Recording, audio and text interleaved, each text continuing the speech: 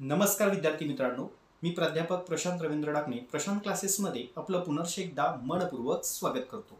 सर्वप्रथम विद्यार्थी मित्रांनो, तुम्ही जर आपल्या YouTube चॅनलला नवीन असाल तर चॅनलला नक्की सबस्क्राइब करा, बेल आयकॉनला क्लिक करा, जेणेकरून आपले नवनवीन महत्त्वपूर्ण व्हिडिओ हे तुमच्यापर्यंत पोहोचतील। तर विद्यार्थी मित्रांनो, आजचा आपला महत्त्वाचा विषय आहे की GDCA अँड CHM ची परीक्षा। ओके, तर विद्यार्थी मित्रांनो, तुम्ही सुद्धा GDCA अँड CHM परीक्षा मे 2026 ची तयारी करताय किंवा तुम्हाला सुद्धा ही GDCA अँड CHM ची परीक्षा मे 2026 ची द्यायची आहे। पण सर, आम्हाला या परीक्षेबद्दलचं काही माहिती नाहीये, ही परीक्षा नक्की काय असते, या परीक्षेसाठी एकूण विषय किती आहे, पण आम्हाला ही परीक्षा द्यायची आहे, बरोबर की नाही? असे काही विद्यार्थी असतील की जे तुमच्या रिलेटिव्ह मध्ये तुम्हाला कोणी सजेस्ट केलं असेल किंवा तुमचे मित्रमैत्रिणी असतील त्यांनी तुम्हाला सजेस्ट केलेलं असेल की बाबा ही GDCA ची परीक्षा आहे, ही तू परीक्षा दे, बरोबर की नाही? तर विद्यार्थी मित्रांनो, सर्वप्रथम तुम्ही तुमच्या मनाला हा एक प्रश्न विचारला पाहिजे की मी ही GDCA ची परीक्षा का देतोय, विचारा एकदा। आणि ही परीक्षा दिल्यानंतर मला या ठिकाणी करिअरच्या संधी कशा असणार आहे? बरेचसे विद्यार्थी काय करतायत, कुठेतरी चुकीची माहिती ऐकतायत आणि फॉर्म भरतात आणि परीक्षा देतात आणि पुन्हा नंतर त्यांच्या पुढे प्रश्नचिन्ह निर्माण होतो की सर आता पुढे काय करावं? तर विद्यार्थी मित्रांनो, जे कोणी आपला हा व्हिडिओ ऐकत असतील, ज्यांना GDCA ची परीक्षा द्यायची असेल तर त्यांनी आजचा हा व्हिडिओ अगदी शेवटपर्यंत नक्की काळजीपूर्वक ऐका, समजून घ्या आणि आपल्या मित्रमैत्रिणींपर्यंत देखील पोहोचवा, जेणेकरून या व्हिडिओ सेक्शनमधनं मी तुम्हाला परीक्षेसंदर्भातील असणाऱ्या महत्त्वाचे मुद्दे, तसेच परीक्षा संदर्भातील घेतली जाणारी जी काही प्रक्रिया आहे याची सविस्तर माहिती मी तुम्हाला आजच्या या सेक्शनमधनं कव्हर करून देणार आहे। तर सुरुवातीला विद्यार्थी मित्रांनो, तुम्ही GDCA ची परीक्षा का देता आहे, ओके, आणि GDCA ची परीक्षा नक्की कुणासाठी आहे हे पहिले समजून घ्या। आता बरेचसे विद्यार्थी काय करताय की सर आम्ही TY ला आहोत, सर आम्ही SY ला आहोत, तर आम्ही ही GDCA ची परीक्षा देऊ शकतो का, असेही प्रश्न विचारताय, बरोबर? तर एक गोष्ट लक्षात घ्या, GDCA अँड CHM परीक्षा ही ज्या विद्यार्थ्यांचं ग्रॅज्युएशन कंप्लीट आहे, ज्या विद्यार्थ्यांचं पदवी पूर्ण आहे, असे विद्यार्थी ही GDCA ची परीक्षा देऊ शकतात, ही पहिली अट आहे। म्हणजे मी पहिला मुद्दा तुमचा हा क्लिअर करतोय की GDCA परीक्षेची पात्रतेच्या संदर्भातला, ओके। मग तुम्हाला GDCA परीक्षा द्यायची असेल तर पहिले तुमचं ग्रॅज्युएशन कंप्लीट पाहिजे, तुम्ही कोणत्याही शाखेतील पदवीधर असणं आवश्यक आहे, म्हणजे तुम्ही एनी ग्रॅज्युएट असाल काही प्रॉब्लेम नाही, तुम्ही ही परीक्षा देऊ शकता। ही त्यांची पहिली अट झाली GDCA परीक्षा देण्यासंबंधीची। आता त्यामध्ये दुसरी एक अट अशी आहे की जे विद्यार्थी सहकार क्षेत्रामध्ये, सहकारी संस्थांमध्ये कनिष्ठ वरिष्ठ पदावरती कार्यरत आहेत पण त्यांचं ग्रॅज्युएशन कंप्लीट नाहीये, एक लक्षात घ्या, त्यांचं काय ग्रॅज्युएशन कंप्लीट नाहीये, तर अशा विद्यार्थ्यांना देखील ही परीक्षा द्यायची असेल। मी काय म्हटलं की जे विद्यार्थी सहकारी संस्थांमध्ये कनिष्ठ वरिष्ठ पदावरती कार्यरत आहे, तर अशा विद्यार्थ्यांना जर ही GDCA ची परीक्षा द्यायची असेल तर त्यासाठी सुद्धा एक नियमावली दिलेली आहे। त्यातील पहिला नियम असा आहे की जर तुम्ही 10वीच्या बेसवर परीक्षा देणार असाल आणि तुमची संस्थेमध्ये 5 वर्ष सेवा पूर्ण झालेली असेल, म्हणजे आता तुम्ही 7व्या 8व्या वर्षापर्यंत असाल तर तुमची ऑलरेडी 5 वर्ष कंप्लीट झालेली आहेत आणि तुम्ही संस्थेमध्ये कार्यरत आहात, म्हणजे तुम्ही संस्थेमध्ये काम करता आहेत, आणि अशा विद्यार्थ्यांचं ग्रॅज्युएशन कंप्लीट नाहीये, फक्त 10वी पास आहात आणि तुम्हाला संस्थेमध्ये 5 ते 6 वर्ष त्या ठिकाणी काम करून झालेलं आहे किंवा तुम्ही आता सध्या काम करता आहात, बरोबर?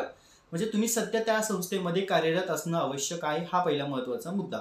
मग आता तुम्ही संस्थेत कार्यरत आहात तर तुम्हाला ही परीक्षा देता येणार आहे। तर कोणत्या बेसवर देता येणार आहे?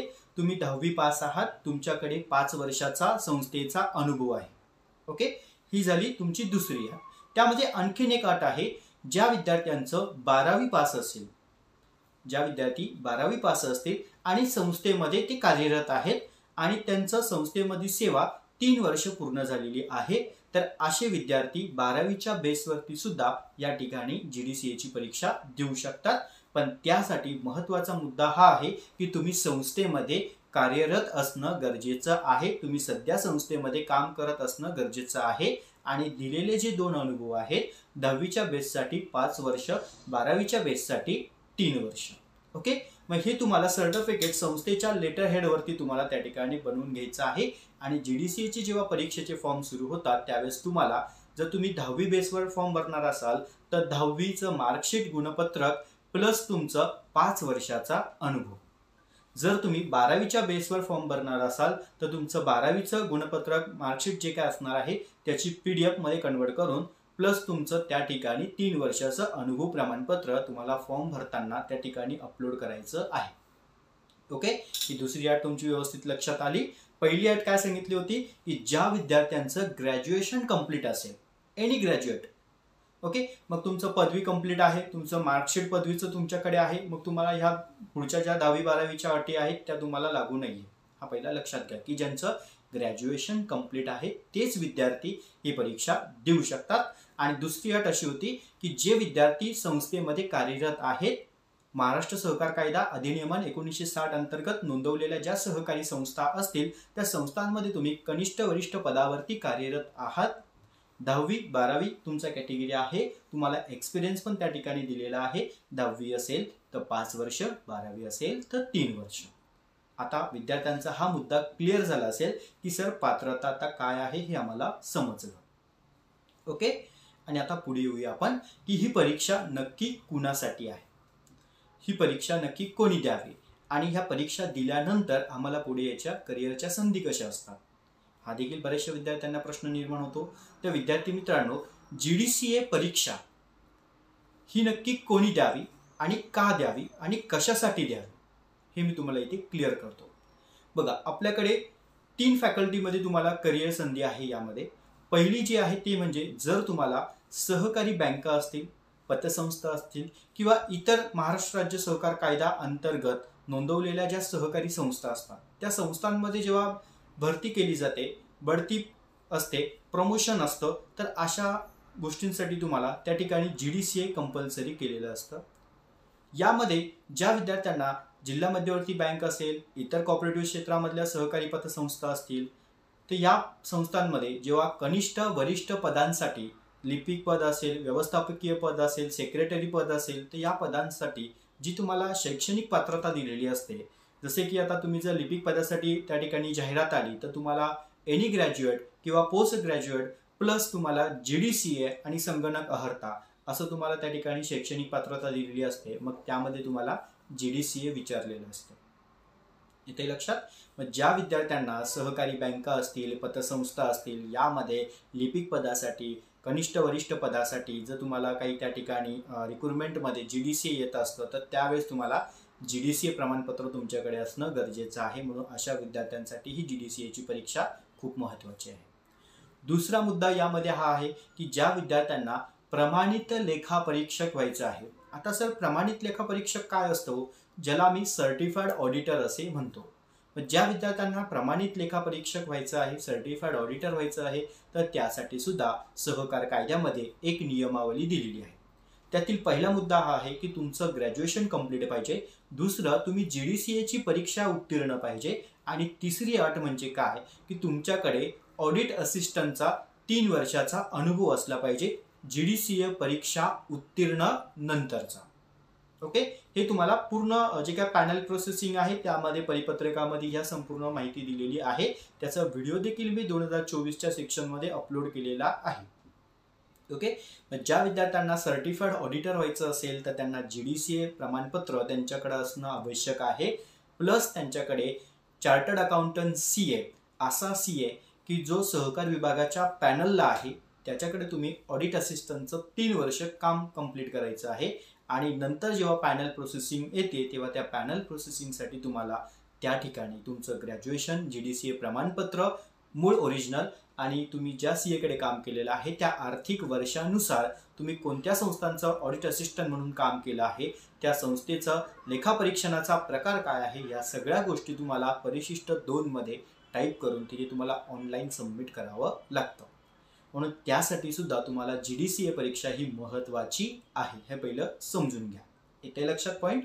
त्यानंतर विद्यार्थी मित्रांनो, पुढचा जो करिअर संधी आहे ती म्हणजे जर तुम्हाला सहकार क्षेत्राच्या संदर्भामध्ये काही त्या ठिकाणी महत्त्वाचे काही प्रायव्हेट सेक्टरमध्ये अकाउंटंट पोस्टसाठी वॅकन्सी येत असतात, किंवा आमचे काही सहकार क्षेत्रातील कर्मचारी वर्ग आहेत की जे ऑलरेडी मी तुम्हाला मगाशीच सांगितलं की जे आमचे सहकार क्षेत्रामध्ये 10वी-12वीच्या बेसिसवरती लागलेले कर्मचारी वर्ग आहेत आणि त्यांना पुढे त्यांच्या पगारामध्ये वाढ करायची आहे, इम्प्रुव्हमेंट आहे, त्यांना पुढे प्रमोशन्स मिळणार आहे, तर अशा विद्यार्थ्यांसाठी सुद्धा, अशा कर्मचारी वर्गांसाठी सुद्धा GDCA परीक्षा ही महत्त्वाची असते, हे पहिले समजून घेणं गरजेचं आहे.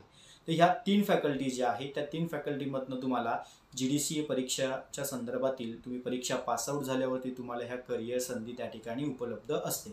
तसेच तुम्हाला पुढे काही हाऊसिंग कोऑपरेटिव्ह सोसायट्या असतील किंवा काही अकाउंटंटच्या पोस्ट असतील तर त्यासाठी सुद्धा तुम्हाला GDCA कंपल्सरी त्या ठिकाणी केलेलं असतं, हे लक्षात घ्या. तर आता तुम्हाला समजलं असेल की GDCA परीक्षा का आणि कशासाठी आणि कुणासाठी महत्त्वाची आहे. ते महत्त्वाचा मुद्दा लक्षात. चला, पहिल्या टप्प्यामध्ये आपण GDCA परीक्षेची पात्रता समजून घेतली. दुसऱ्या टप्प्यामध्ये GDCA परीक्षा नक्की कुणासाठी आहे, का महत्त्वाची आहे हे तुम्हाला व्यवस्थित समजलं असणार आहे. आता येऊया आपण GDCA परीक्षेच्या संदर्भातील महत्त्वाची माहिती की GDCA परीक्षेचा आम्हाला अर्ज कधी करायचा असतो, ही परीक्षा कधी घेतली जाते, या परीक्षेसाठी एकूण महत्त्वाचे विषय किती असतात. सर, ही परीक्षा खरोखरच सोपी आहे का हो? आम्ही आमच्या कुठेतरी रिलेटिव्हमध्ये किंवा आमच्या मित्रमैत्रिणींमध्ये ऐकलं होतं की बाबा ही परीक्षा खूपच अवघड असते, ही परीक्षा तू देऊ नको. तर असं काही नाही विद्यार्थी मित्रांनो. तुमच्याकडे प्रॉपर नियोजन, प्रॉपर अभ्यासाची गती आणि महत्त्वाचे थोडक्यात मुद्दे, कंटेंट पॉइंट कसे लिहावे हे जर तुम्हाला व्यवस्थित कळालं तर नक्कीच ही परीक्षा विद्यार्थी मित्रांनो तुमच्यासाठी सोपी आहे. पण आपण काय करतो, आधीच आपण मनामध्ये एक भीती घालून घेतो, बरोबर की नाही. ही भीती थोडीशी नाहीशी करा बाजूला आणि अभ्यासाचं प्रॉपर नियोजन करा, शेड्यूल तयार करा, सराव करा, हा एक महत्त्वाचा मुद्दा असतो. म्हणून तुमच्यासाठी मिशन GDCA बॅच 2026 मी या ठिकाणी सुरू केलेली आहे. त्यामुळे ज्या ज्या विद्यार्थ्यांना ह्या बॅचला जॉईन करायचं असेल तर स्क्रीनवरती आपला नंबर दिसतोय, त्यावरती नक्की संपर्क करा आणि बॅच शेड्यूल जॉईन करा. आता ते का जॉईन करा हे मी तुम्हाला शेवटी सांगणार आहे, जेणेकरून तुमचे मुद्दे त्या ठिकाणी क्लिअर होतील. तर आता आपण येऊया GDCA परीक्षेच्या संदर्भातील अर्ज कधी सादर करायचा असतो. तर GDCA परीक्षेचा जो अर्ज आहे तो आपल्याला जानेवारीच्या 2nd वीकपासून ऑनलाईन त्या ठिकाणी फॉर्म त्यांचे स्टार्ट होतात आणि त्यानंतर फॉर्म सबमिशनसाठी तुम्हाला त्या ठिकाणी 10-15 दिवस दिले जातात. ओके, हा महत्त्वाचा मुद्दा आहे. त्यानंतर पुढचा पॉईंट असणार आहे की परीक्षा ही कधी घेतली जाते. तर GDCAची ही परीक्षा मे महिन्याच्या शेवटच्या आठवड्यामध्ये ही परीक्षा त्या ठिकाणी काय केली जाते, घेतली जाते. मग ह्या परीक्षेच्या संदर्भामध्ये ही परीक्षा तुमची 3 दिवस चालते. किती? 3 दिवस. पहिल्या दिवशी तुमचा पहिला पेपर आणि दुसरा पेपर, म्हणजे एका दिवसाला तुम्हाला 2 पेपर द्यायचे आहेत. दुसऱ्या दिवशी तुम्हाला पेपर नंबर 3 आणि पेपर नंबर 4 आणि तिसऱ्या दिवशी पेपर नंबर 5 आणि पेपर नंबर 6 असे एकूण महत्त्वाचे हे 6 विषय तुमचे 3 दिवसामध्ये त्या ठिकाणी कव्हर केले जातात. हा महत्त्वाचा मुद्दा. आता ह्या परीक्षेचं जे माध्यम असणार आहे हे मराठी, इंग्रजी दोन्ही माध्यम या ठिकाणी अवेलेबल आहे. त्यानंतर पुढचा महत्त्वाचा मुद्दा, सर आम्हाला परीक्षेसाठी पासिंग कॅटेगरी काय आहे. तर परीक्षेसाठी विद्यार्थी मित्रांनो तुम्हाला पासिंग कॅटेगरी हा त्या ठिकाणी पर सब्जेक्टला तुम्हाला 40 मार्क पडलेच पाहिजे, हा एक त्यांचा त्या ठिकाणी नियम आहे. ओके, मग आता तुम्हाला परीक्षेचं माध्यम क्लिअर झालं, परीक्षेचं मार्किंग काय आहे हे क्लिअर झालं, परीक्षा कधी घेतली जाते हे समजलं. आता येऊया आपण आपल्या महत्त्वाच्या आणखीन एक मुद्द्याकडे की परीक्षेसंदर्भातील अभ्यासाचं नियोजन. जर तुम्ही आता बघायला गेला तर आपल्याकडे नोव्हेंबर-डिसेंबरचा कालावधी आहे आणि परीक्षा मे महिन्यामध्ये आहे. आता बरेचसे विद्यार्थी असा विचार करतात की सर परीक्षा मे मध्ये आहे, अजून भरपूर टाइम आहे, आम्ही आताच कुठे अभ्यासाला सुरू करायचं आहे. तर एक गोष्ट लक्षात घ्या, नवीन घटकांवर अभ्यास सिरीज आहे ज्यामध्ये तुम्हाला महत्त्वाचे पॉईंट सिरीज समजून घेणं गरजेचं आहे. त्यामध्ये महत्त्वाचे मुद्दे, कंटेंट तुम्हाला लिहिता आले पाहिजे, सराव तुमचा त्या ठिकाणी सातत्याने होणं आवश्यक आहे. तर यासाठी विद्यार्थी मित्रांनो तुम्ही अभ्यासाला आत्ताच सुरू करणं गरजेचं आहे. नाहीतर आम्ही विद्यार्थी काय करतोय, सर परीक्षा खूप लेट आहे हो, अजून टाईम आहे, आम्ही नंतर विचार करू, बघू, सांगू. तर ह्या तुमच्या संकल्पना असतात. तर विद्यार्थी मित्रांनो या तुमच्या संकल्पना परीक्षावरती कुठेतरी तुम्हाला अडचणी निर्माण करतात. मग तुम्ही अचानक त्या ठिकाणी शेवटच्या डेटला फॉर्म भरतात, मग पुन्हा त्यामध्ये तुम्ही गॅप ठेवतात, मग पुन्हा तुम्हाला जाग येते की बाबा आपण परीक्षेचा फॉर्म भरला आहे, मग तुम्ही कुठेतरी पुन्हा अभ्यासाला सुरू करतात. मग ती कन्सेप्ट तुमची क्लिअर नसते, ते मुद्दे तुम्हाला व्यवस्थित समजत नाही, भाषा लँग्वेज जी असते ती अवघड असते, मग ती सोप्या भाषेत कसं आम्हाला कन्वर्ट करून त्या ठिकाणी परीक्षेला लिहिता येईल. तर अशाच संपूर्ण सोप्या भाषेमध्ये मी हे तुमचे GDCA परीक्षेचे टोटली 6 विषय त्यामध्ये मी कव्हर करणार आहे. त्यामुळे कुठेही वेळ वाया न घालवता तुम्ही मिशन GDCA बॅच ही नक्की जॉईन करा. ओके, ज्यामध्ये मी अगदी सोप्या साध्या भाषेमध्ये सर्व महत्त्वाचे कंटेंट मुद्दे पॉईंट त्या ठिकाणी मी क्लिअर केलेले आहेत. आणि अगदी ज्यावेळेस तुम्ही ते आमचे लेक्चर ऐकणार त्यावेळेस तुम्हाला पुस्तकी किडा त्या ठिकाणी जे विद्यार्थी असतात तर त्यांना पुस्तकी किडा बनण्याची गरजच नाही आहे. कारण एकदा लेक्चर सिरीज ऐकला की महत्त्वाचे मुद्दे पॉईंट्स तुमचे त्या ठिकाणी संपूर्ण सोप्या भाषेत मी कव्हर करून दिलेले आहेत आणि अगदी तुम्हाला परीक्षेला ते लगेच आणि सहज आठवतील अशा पद्धतीने मी हे सर्व गोष्टी त्या ठिकाणी शिकवत असतो. त्यामुळे नक्कीच विद्यार्थी मित्रांनो या बॅचचा तुम्ही फायदा घ्या आणि अभ्यासाला सुरू करा. ओके, हे झालं थोडंसं अभ्यासाच्या संदर्भातलं. तर पुढचा मुद्दा एक महत्त्वाचा आहे की बरेचसे विद्यार्थी जे जॉब वर्किंगला असतात की सर आम्ही जॉबला आहोत, किंवा काही गृहिणी असतात, सर आम्ही गृहिणी आहोत, आम्हाला घरातली कामं असतात, प्लस आम्ही जॉबही करतोय, पण आम्हाला ही परीक्षा द्यायची आहे. तर या परीक्षेच्या संदर्भातील आम्ही अभ्यासाचं नियोजन कसं करावं. तर नक्कीच विद्यार्थी मित्रांनो, तुम्ही जर मिशन GDCA बॅच जॉईन केली तर तुम्हाला त्या ठिकाणी आतापासूनच अभ्यासासाठी तुम्ही निदान 1 तास तरी देणं सफिशियंट आहे. आणि ह्या 1 तासाच्या सिरीजमधनं तुम्हाला भरपूर सारं शिकायला त्या ठिकाणी मिळणार आहे.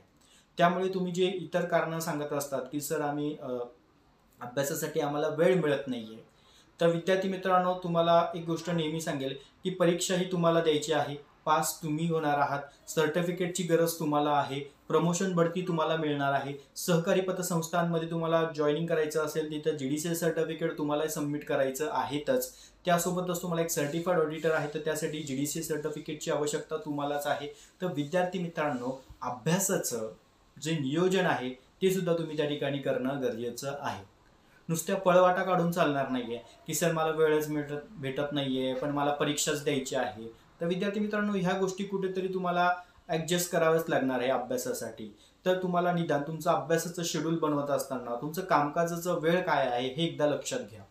कारण बघा बढती, प्रमोशन, इम्प्रुव्हमेंट तुम्हालाच मिळणार आहे. त्यामुळे अभ्यासाचं नियोजन तुम्ही जर केलं तर प्रॉपर सगळ्या गोष्टी तिथे कव्हर होतात. तर तुम्ही ह्या गोष्टींकडे थोडंसं लक्ष दिलं तर नक्कीच तुमचा मे 26 पर्यंत मी सांगतो अभ्यासक्रम तुमचा पूर्ण त्या ठिकाणी कव्हर होईल. जर आतापासून तुम्ही अभ्यासाला सुरू केलं तर त्याचा नक्कीच पुढे फायदा तुम्हाला मे महिन्याच्या ज्या परीक्षा असणार आहे त्या परीक्षेमध्ये तुम्हाला नक्की दिसेल.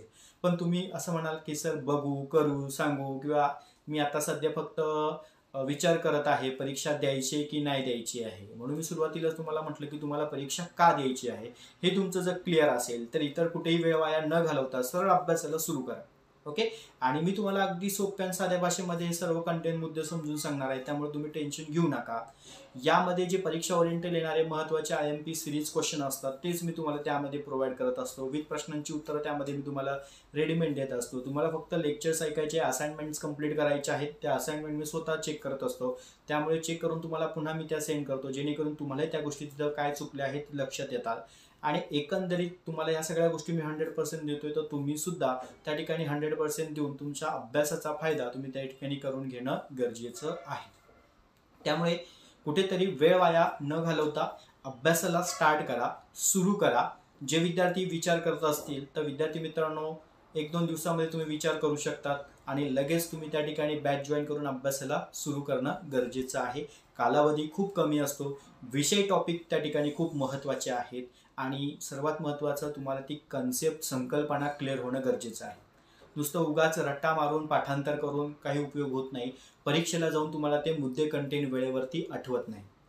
बरेचशे विद्यार्थ्यांचा हाच प्रॉब्लेम त्या ठिकाणी होत असतो. त्यामुळे मी सोप्या आणि साध्या भाषेत हे सगळे मुद्दे त्या ठिकाणी कव्हर केलेले आहेत. तर नक्कीच विद्यार्थी मित्रांनो ह्या सगळ्या गोष्टी तुम्हाला व्यवस्थित समजल्या असतील.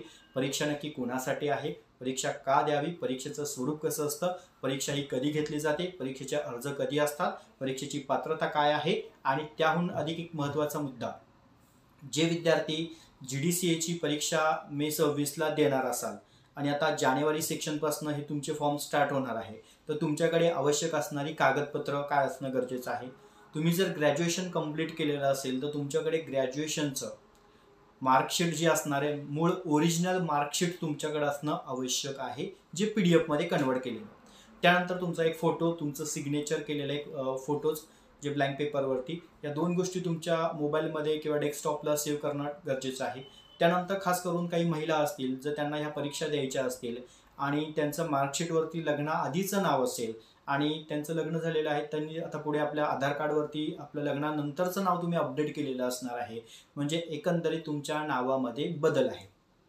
तर अशा विद्यार्थ्यांनी सुद्धा फॉर्म भरताना तुम्हाला जे गॅझेट किंवा त्या ठिकाणी मॅरिट सर्टिफिकेट अपलोड करणं गरजेचं आहे. कारण त्यांनी तिथे एक अट ठेवलेली आहे, जर महिलांच्या नावामध्ये काही बदल असेल किंवा ज्या कोणी विद्यार्थी असतील, विद्यार्थिनी असेल, तर त्यांच्या नावामध्ये म्हणजे मार्कशीटमध्ये किंवा तुमचं जे ID प्रूफ आहे त्यामध्ये जर काही बदल असेल नावामध्ये, तर तुम्ही गॅझेट किंवा मॅरिट सर्टिफिकेट फॉर्म भरताना तिथे तुम्हाला अपलोड करणं आवश्यक आहे. हे पहिलं समजून घ्या.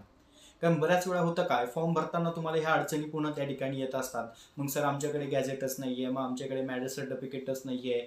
मग तुम्ही जी परीक्षा देणार आहे तर त्यासाठी तुम्हाला अडचण निर्माण होऊ नये म्हणून या गोष्टी मी आधीच तुम्हाला या ठिकाणी क्लिअरपणे सांगितलेल्या आहेत. ओके, लक्षात आलं असेल तुम्हाला आजचं पूर्ण सिरीज लेक्चर. त्यानंतर विद्यार्थी मित्रांनो, सर्वात महत्त्वाचा मुद्दा म्हणजे जे विद्यार्थ्यांनी आता आपली मे 2025ची परीक्षा दिलेली आहे, तर अशा विद्यार्थ्यांचा निकाल आता लवकरच त्या ठिकाणी वेबसाईटवरती जाहीर होईल आणि निकाल जाहीर झाल्यानंतर तुम्हाला मी त्याचे अपडेट्स देणारच आहे. तसेच जे विद्यार्थी चांगल्या मार्काने पास होतील तर विद्यार्थी मित्रांनो, त्यांच्यासाठी आपण एक सेमिनार सिरीज ठेवणार आहे की ज्यामध्ये तुम्हाला पुढे GDCA परीक्षेच्या संदर्भातील पुढे आणखीन तुम्हाला कशा पद्धतीने कार्य करायचं आहे, तुमच्या शैक्षणिक वाटचालीमध्ये तुम्हाला कशी गती मिळवायची आहे, यावरती मी एक सेमिनार सिरीज ठेवणार आहे. त्याचे अपडेट्स मी तुम्हाला लवकरच पुढे देणार आहे. आजचा व्हिडिओ जर तुम्हाला मनापासून आवडला असेल, खरोखरच तुम्हाला GDCA परीक्षेबद्दलची महत्त्वपूर्ण माहिती त्या ठिकाणी समजली असेल, तर नक्कीच विद्यार्थी मित्रांनो आपल्या या व्हिडिओला नक्की लाईक करा, शेअर करा, आपल्या मित्रमैत्रिणींपर्यंत पोहोचवा आणि आपल्या YouTube चॅनलला नवीन असाल तर चॅनलला नक्की सबस्क्राईब करून ठेवा, जेणेकरून तुम्हाला GDCA परीक्षेचे महत्त्वपूर्ण अपडेट्स हे आपल्या चॅनलवरती मिळेल. आणि विद्यार्थी मित्रांनो, एकदा आपल्या YouTube चॅनलवरचे संपूर्ण लेक्चर सिरीज ऐका आणि ज्या विद्यार्थ्यांना बॅच जॉईन करायची असेल तर स्क्रीनवरती माझा नंबर दिलेला आहे, त्यावरती नक्की संपर्क करा आणि लवकरात लवकर बॅच जॉईन करा, जेणेकरून तुम्हाला अभ्यासाला त्या ठिकाणी सुरू करता येईल आणि तुमचा 100% अभ्यासक्रम त्या ठिकाणी मी स्वतः कव्हर करून घेत असतो. त्यामुळे तुमच्या शैक्षणिक वाटचालीसाठी विद्यार्थी मित्रांना पुन्हा एकदा मनपूर्वक शुभेच्छा देतो. आणि आपला व्हिडिओ मनापासून आवडला असेल तर विद्यार्थी मित्रांनो लाईक मात्र नक्की करा, सबस्क्राईब करा, बेल आयकॉनला क्लिक करा, जेणेकरून आपले नवनवीन महत्त्वपूर्ण व्हिडिओ हे तुमच्यापर्यंत पोहोचतील.